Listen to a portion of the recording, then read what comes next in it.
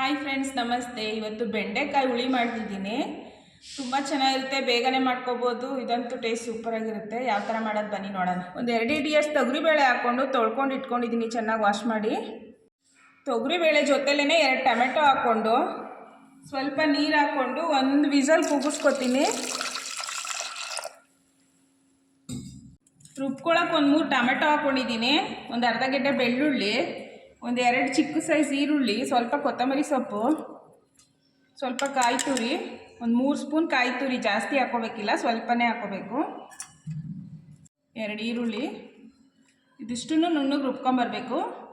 ಇವಾಗ ಮಸಾಲ ಎಲ್ಲ ಇಷ್ಟು ನುಣ್ಣಗೆ ರುಬ್ಕೊಂಡಿದ್ದೀನಿ. ಈ ಟೈಮಲ್ಲಿ ಮನೇಲೇ ಮಾಡಿಸಿರೋ ಸಾಂಬಾರು ಪುಡಿ ಹಾಕ್ಕೊಳ್ತಾ ಇದ್ದೀನಿ, ಒಂದು 3 ಸ್ಪೂನು. ಚಿಕ್ಕ ಸ್ಪೂನಲ್ಲಿ ಒಂದು 3 ಸ್ಪೂನು. ಮಸಾಲ ಎಲ್ಲ ರುಬ್ಕೊಂಡಿದ್ದಾಯಿತು. ಬೇಳೆ ಬೇಯಕ್ಕೆ ಇಟ್ಟಿದ್ದೀನಿ. ಈಗ ಬೆಂಡೆಕಾಯಿ ಹುರ್ಕೊಳ್ತಾ ಇದ್ದೀನಿ. ಸ್ಟವ್ ಮೇಲೆ ಒಂದು ಬಾಣಲೆ ಇಟ್ಕೊಂಡಿದ್ದೀನಿ. ಒಂದು 1/4 kg ಬೆಂಡೆಕಾಯಿನ ಈ ಥರ ದೊಡ್ಡದಾಗಿ ಕಟ್ ಮಾಡಿ ಇಟ್ಕೊಂಡಿದ್ದೀನಿ. ಹುರ್ಕೊತೀನಿ, ಎಣ್ಣೆ ಹಾಕಲ್ಲ, ಹಂಗೆ ರೋಸ್ಟ್ ಮಾಡ್ಕೊತೀನಿ. ಅದು ಬೆಂಡೆಕಾಯಲ್ಲಿರೋ ಲೋಳೆ ಎಲ್ಲ ಹೋಗಬೇಕು.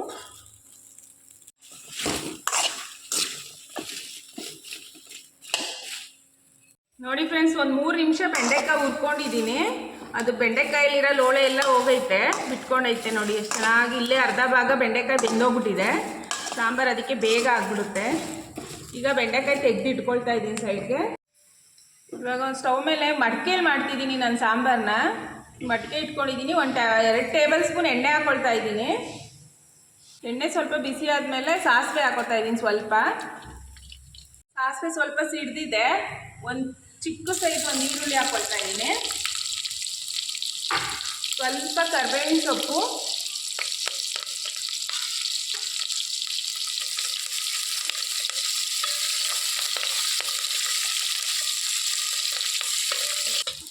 ಈರುಳ್ಳಿ ಚೆನ್ನಾಗಿ ಫ್ರೈ ಆಗಿದೆ. ಈ ಟೈಮಲ್ಲಿ ಹುರಿದಿಟ್ಕೊಂಡಿರೋ ಬೆಂಡೆಕಾಯಿ ಹಾಕ್ಕೊಳ್ತಾ ಇದ್ದೀನಿ. 1 ನಿಮಿಷ ಬೆಂಡೆಕಾಯಿ ಹುರ್ಕೊಳ್ಳೋಣ.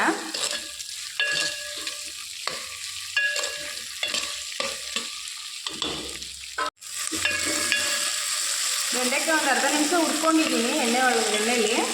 ಈ ಟೈಮಲ್ಲಿ ರುಬ್ಬಿರೋ ಮಸಾಲ ಹಾಕ್ಕೊತಾ ಇದ್ದೀನಿ ನಾನು.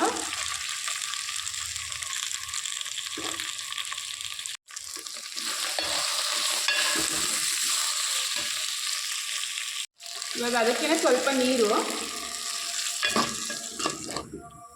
ಸ್ವಲ್ಪ ಬೆಂಡೆಕಾಯಿಗೆ ಎಷ್ಟು ಬೇಕು ಅಷ್ಟು ಉಪ್ಪು ಹಾಕ್ಕೊಳ್ತಾ ಇದ್ದೀನಿ. ಆಮೇಲೆ ನೋಡಿಕೊಂಡು ಹಾಕೋಬೇಕು, ಇನ್ನೊಂದು ಸ್ವಲ್ಪ ಬೇಕಂದರೆ. ಇದು ಚೆನ್ನಾಗಿ ಕುದಿಬೇಕು 1 ನಿಮಿಷ. ಹಸಿ ಮಸಾಲೆ ಆಗಿರೋದ್ರಿಂದ ಮಸಾಲ ಸ್ವಲ್ಪ ಚೆನ್ನಾಗಿ ರೋಸ್ಟ್ ಆಗಬೇಕು. ಬೇಳೆ ನೋಡಿ ಇಷ್ಟು ಬೆಂದಿದ್ದೆ, ಇಷ್ಟು ಬೆಂದರೆ ಸಾಕು. ಇವಾಗ ಟೊಮೆಟೊನ ತೆಕ್ಕೊಳ್ತಾ ಇದ್ದೀನಿ ನಾನು. ಬೆಂದಿರೋ ಟೊಮೆಟೊ ತೊಗೊಂಡಿದ್ನಲ್ಲ, ಅದನ್ನು ಈ ಥರ ಕಿವುಚ್ಕೊಂಡಿದ್ದೀನಿ, ಇದಕ್ಕೆ ಹಾಕ್ಕೊಳ್ತಾ ಇದ್ದೀನಿ. ಇವಾಗ ಮಸಾಲ ಎಲ್ಲ ಚೆನ್ನಾಗಿ 1 ನಿಮಿಷ ಬೆಂದೈತೆ. ಈಗ ಸ್ವಲ್ಪ ನೀರು ಹಾಕ್ಕೊಳ್ತಾ ಇದ್ದೀನಿ.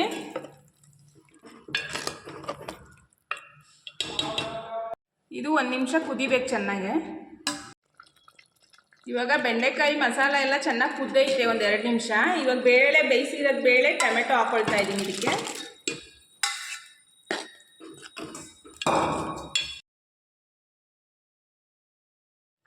ನೋಡಿ ಫ್ರೆಂಡ್ಸ್, ರೆಡಿ ಆಯಿತು ಬೆಂಡೆಕಾಯಿ ಹುಳಿ.